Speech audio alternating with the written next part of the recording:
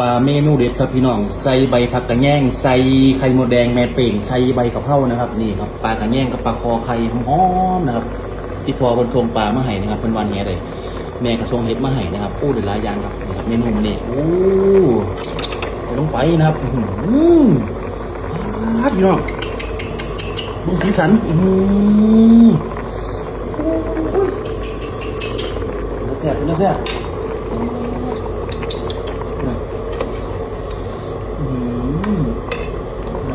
ใส่หมดแดงใส่ใบบอกคำสม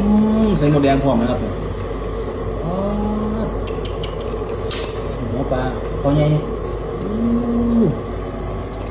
แซ่บโหลดครับพี่น้องมาปลากระแยงมีเดียวปลากระแยงไข่เต็มท้องนะครับผมหอมมีห้วย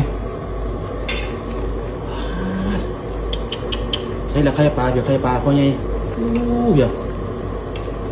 น่ะลองไข่ปลาคอใหญ่หอมแซ่บ